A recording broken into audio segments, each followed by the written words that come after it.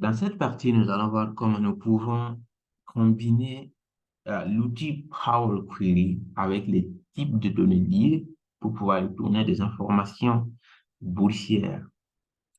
Par exemple, ici, on va se connecter à Power Query en utilisant les sources de données.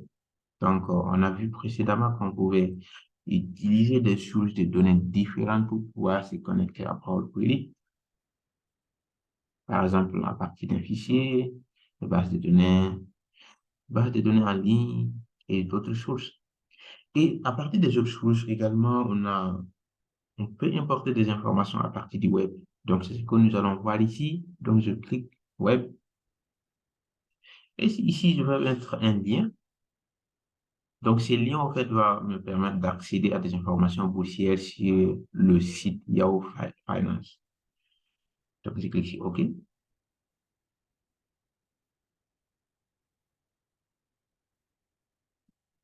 Patiente.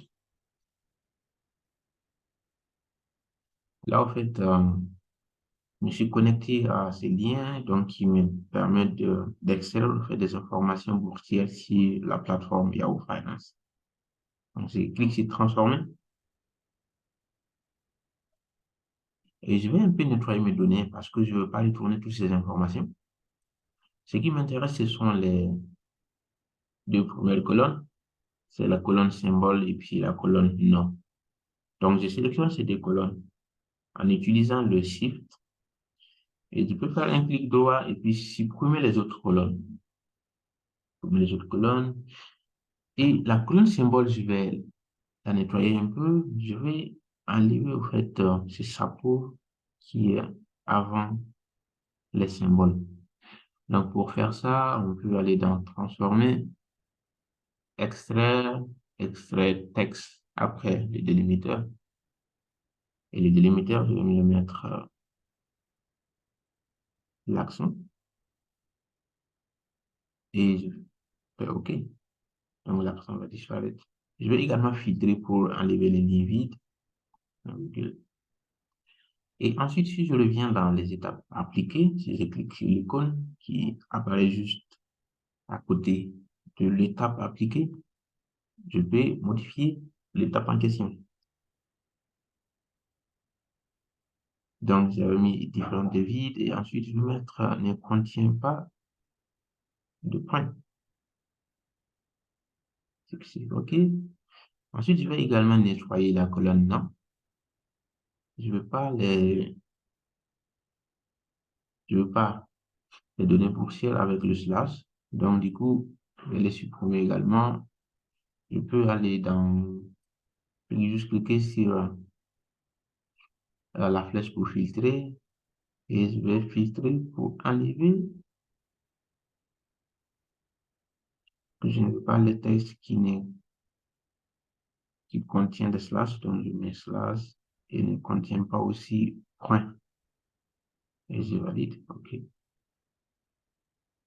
Ensuite, je vais juste placer les noms avant les symboles. Et ici, je vais juste prendre 5 valeurs boursières, juste pour l'exemple. Donc, je pars dans l'onglet accueil, conserver les lignes, conserver les premières lignes, et je vais garder les 5 premières lignes.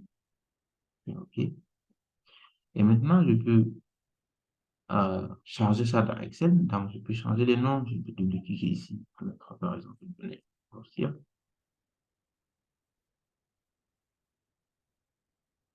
Vite. Fermer, charger dans. Il fait existante dans la cellule A1. OK.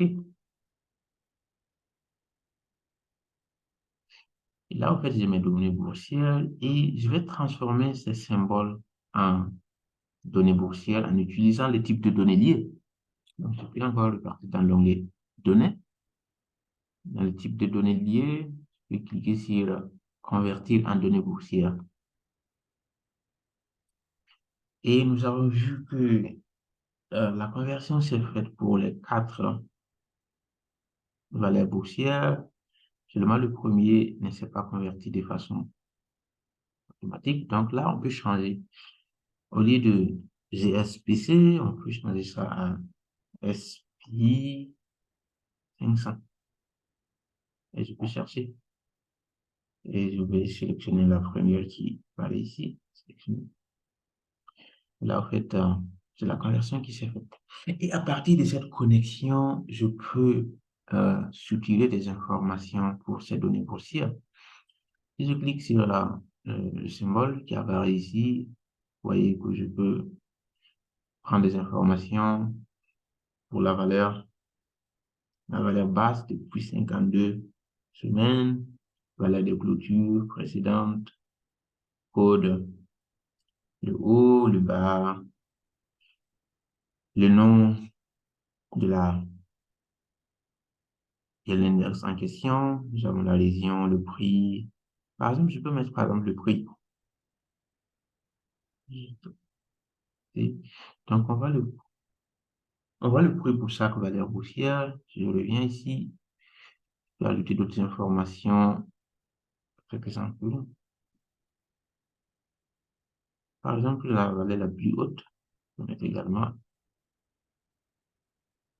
Donc, vous voyez facilement, nous pouvons utiliser des informations en convertissant nos données en valeur boursière et en même temps en se connectant avec l'outil Power Query pour récupérer des informations venant des sites web.